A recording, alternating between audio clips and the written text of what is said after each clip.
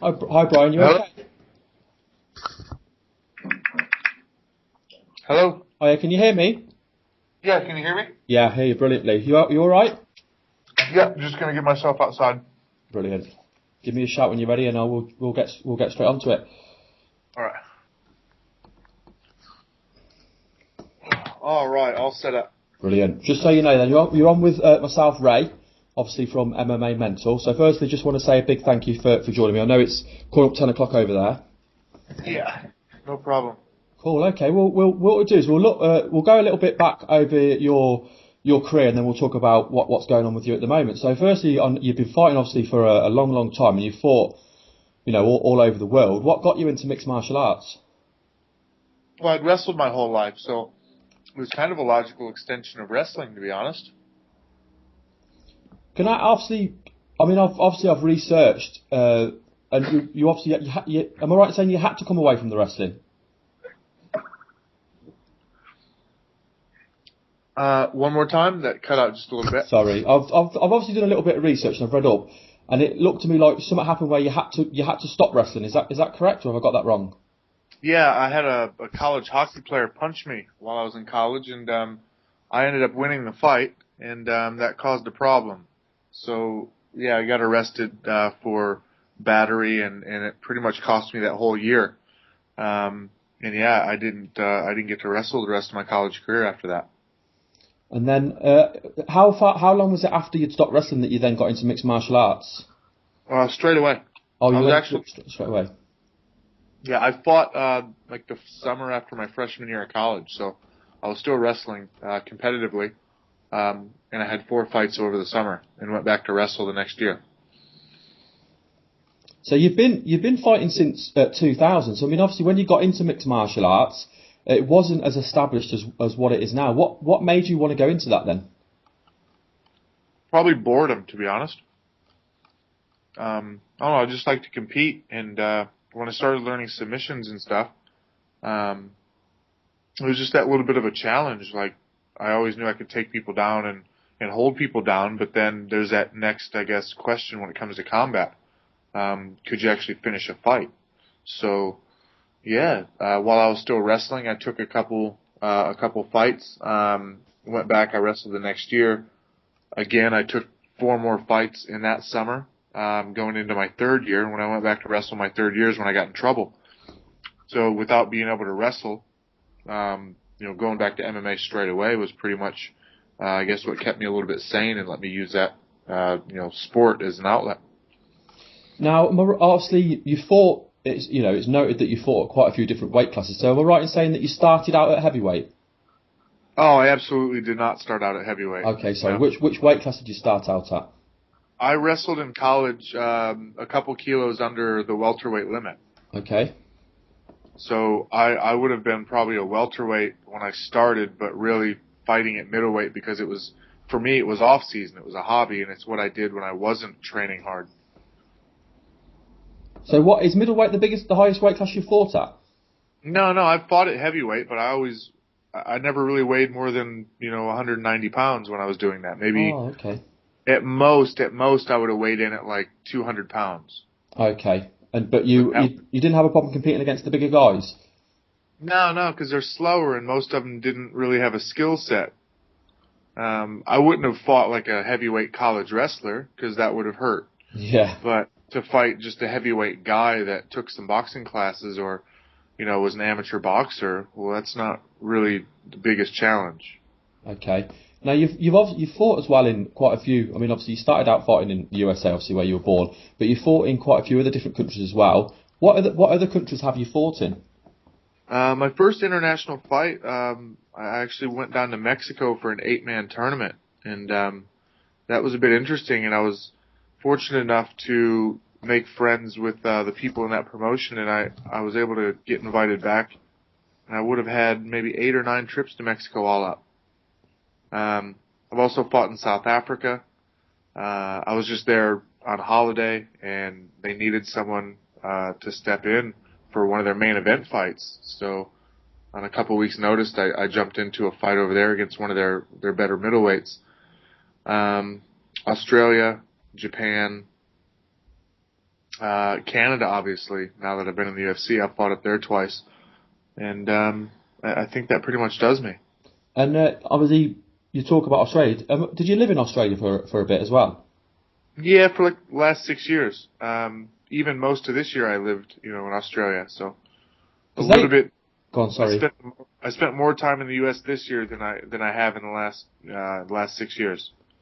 Because they literally kind of, I mean, when you fought over there, it was like you were an Australian fighter fighting in Australia. They seemed to adopt you, didn't they, as one of their own?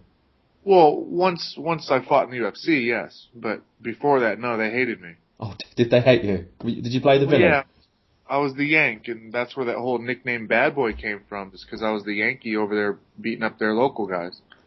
Where did talking about nicknames, where did the TWOS nickname come from? TWAS, sorry. Yeah, I think that was after the Lido fight. Someone on MMA.tv called me the White Anderson Silva. And how did you feel about that? I had a pretty good laugh. The UFC asked us all to make Twitter accounts and be a bit active on social media and stuff. So I actually used that moniker in front of my last name as my Twitter handle. So Twitter, I'm at, Twas Ebersole. Yeah. It was a bit of a laugh, and hopefully I can halfway live up to that. Yeah, I mean, obviously I remember your fight with Chris Lowe. I mean, we'll come on to that in a little bit. I mean, you've had 5 fights in the UFC. So pre-UFC, because I know you've obviously had you've had some fantastic wins in the UFC. Pre-UFC, have you got a favourite victory away from the UFC, or a favourite fight? Yeah, I mean, I guess my proudest moment was probably fighting for Team USA against a group of Russians from Team Red Devil, and it was on like an MFC card. It was Russia versus the USA in New Jersey, and this is ages ago. It would have been 2003, I believe. But yeah. I went in on last minute notice. I was fighting on a team that was just kind of American guys brought in from everywhere. We weren't really a team, but we were American, so it worked for the event. But guys like Chael Sonnen, Chat Lavender, Rich Clemente, Travis View, the late Justin Eilers, pretty stacked card of American guys. And I fought up at 205 against a guy that would have been like 27-3, and I finished him in the 3rd round. But I'd been training out at American Kickboxing Academy, and I fancied my stand-up was pretty good at that point. So I stood with them for the most of the first 2 rounds, and I finally got back to my roots and grappled him in the 3rd round and got a TKO. But it was probably my toughest fight up to that point, and obviously beating a guy with a really good record from the other side of the world was a bit of a boost. And obviously, again, he was if you were fighting at 205, I'm assuming he was heavier than you as well. Yeah, he was kind of a monster. So it was a really good win then. So I know, obviously, at the moment you're in Thailand. Are you living in Thailand? I'm trying to get my work permit sorted out. I planned on being here for the next couple of weeks. I got a friend coming over from Australia to visit, so we're gonna holiday here. We'll celebrate my birthday here. We've actually got a fighter tryout. I talked the office staff at Tiger into offering scholarships for a couple of athletes. Since we do host a fair few people over here anyway throughout the year, I thought it would be something cool to actually have some guys that were able to stay here most of the year and really add to our training room, besides guys that just come out for weekends and seminars and things like that. So November 23rd and 24th, we've got kind of a calling all fighters, and I'm going through the applications, as we speak. And I actually set up on Skype last night, inviting guys and calling guys from the U.S. and England to invite them over. So, yeah, that'll kind of be the one big highlight of my trip here, besides rehabbing an injury and enjoying some really good, cheap food. Talking about your injury, is this an injury you got fighting, or? Yes. Is this in your last fight against James Head? Yeah, it aggravated it. I did it previously, so it's just been kind of an ongoing thing, and it's time for me to really, take a break and take care of it, because it wasn't fun going through training camps hurt. No, I can imagine. How is the rehab coming along? I just got clearance like a week ago to really start doing stuff. Had a cortisone shot in my back when I was in Australia, and yeah, so now I'm moving and doing stuff, and yeah, it should be right eventually. But I think I'm gonna have a decent sized break. Yeah. How long do you think you'll be out for then? Have you got any ideas on when you'll be coming back? I can't really say. I don't know. Um, there's certain things that I really don't even want to try to do right now. No. So yeah, until I can even try those and gain some confidence, I'm not going to call the UFC and even let them know I'm healthy. So Right, I was looking over your record and doing a bit of research, and there was one thing that jumped out at me, and obviously I just wanted to get your opinion on it, and it was nobody can find my chin. Yeah, well, we already know that anyway. Just trying to beat you to it. Go on. It was the controversy of a fight you had quite a few years ago with Shannon Rich. Do you know which fight I'm talking about? Well, yeah, well, I fought him twice, but I know which one caused trouble. Okay. Are you able to give us your take on that fight? Well, yeah. The California Commission had a boxing guy that ran the MMA side of things for a couple years before he got fired for incompetence and corruption. And, going through a couple fight shows alongside this guy, he commanded a whole lot of attention and made a big to-do and was very much kind of a power guy. For example, weigh-ins would take 3 or 4 hours because he wanted to talk. And, yeah, it was interesting. So, on the night, I don't think he really liked my style. I had a female bodybuilder bring me out to the cage led on probably a 7-foot Rampage Jackson chain. Yeah. And I think he probably turned his eyes sideways at that point. But got into the cage, fighting with Shannon, and Shannon's not the most aggressive guy on the feet. He's very much a point fighter, really. And he looks for his arm bar or his heel hook, and if he doesn't get that, he taps because you mount him and he's afraid you'll hit him. When I fought him the first time in Mexico, I hit Shannon with one elbow and he verbally tapped. And then he fought the next night in Texas. Okay. And most people know that history. Now, the people in California, they approved the matchup for Shannon and I, looking at my record and looking at his, and knowing I'd already defeated him. So I don't really know how they thought it would go that different, but I showboated a little bit. I cartwheel kicked, I cartwheel guard passed, and I took his back late in the round, stretched him out real bad, and dug under his chin, and he tapped out. And the commissioner was waiting for me at the cage side door, and it wasn't until later I found out that he was actually yelling at Frank Shamrock in my corner a minute into the fight as I was making faces at Shannon and waving him to come at me while I had my back against the cage. Very much what Anderson Silva just did Yeah. weekend. Same thing to Shannon, but Shannon was about 17 feet away from me at the time and wasn't throwing punches. So, he thought I was showboating and things like that. So he basically interviewed me a week later.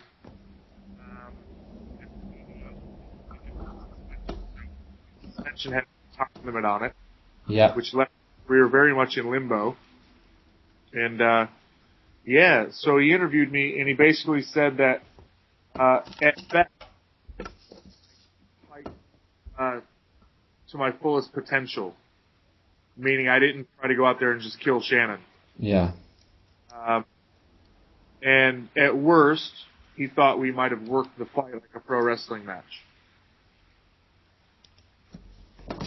Yeah, I read up a little bit on it. It's crazy. I mean, obviously, right from the off, it was clearly a one-sided fight. It was never going to be competitive going on. What had happened in the previous fight. If they'd done any research, they should have known that anyway, really, shouldn't they, going in? Yeah, in the previous fight, I took him down. I got to half guard. As I tried to work from half guard to posture, he attempted a heel hook. I spun out. And as I stacked him up and punched him, I mounted him. And I threw an elbow from mount, and he tapped.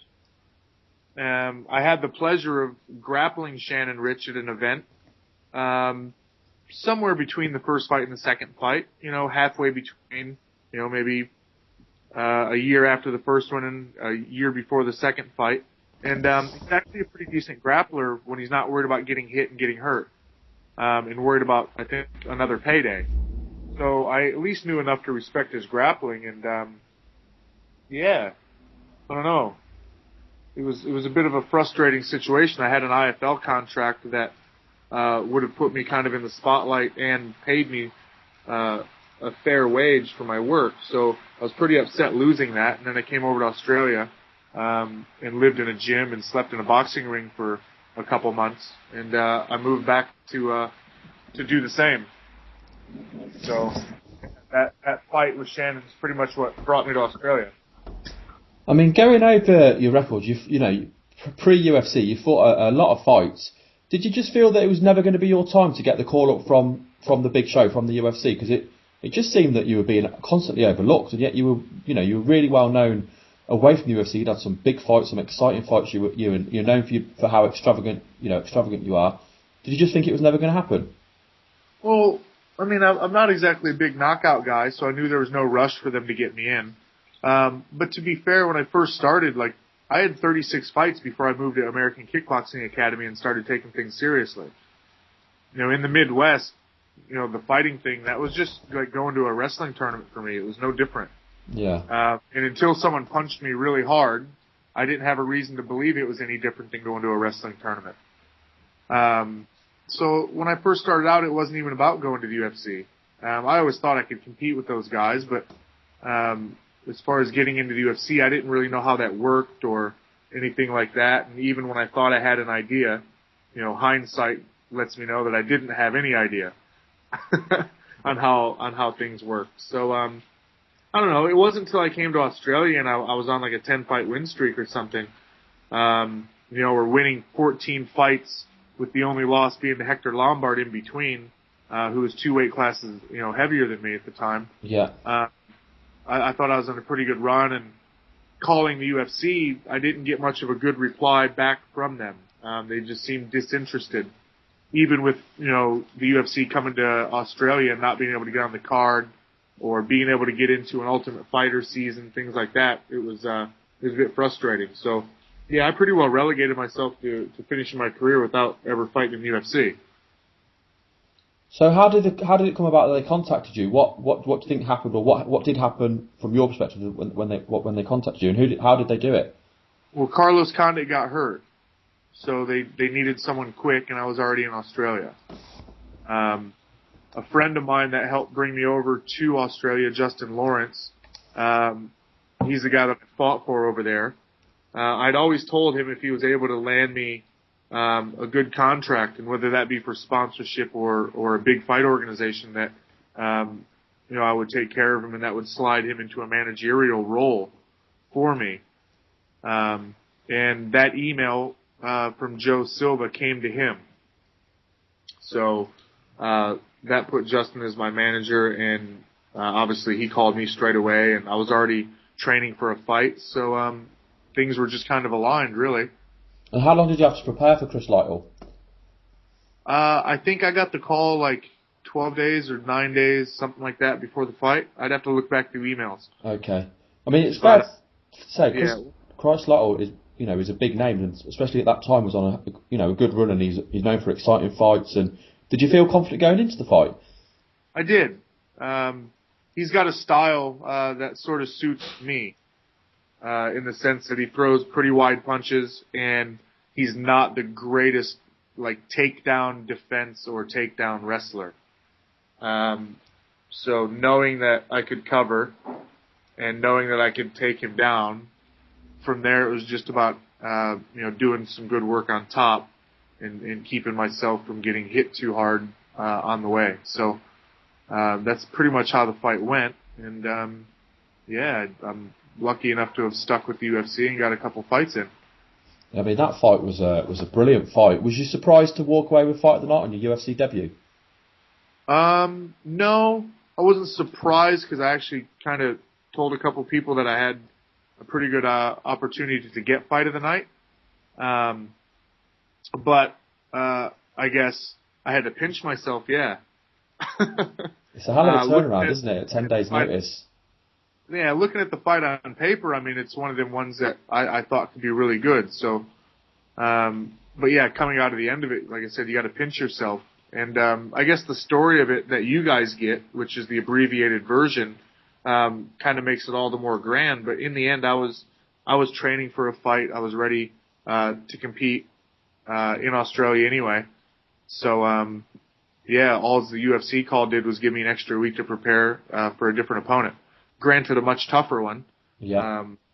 But I don't know what kind of athlete I'd be if I just said, oh, I want to fight easy fights all the time. And, you know, I was training for an easy fight, so I won't take a hard one. You know, it's not really a professional attitude. So.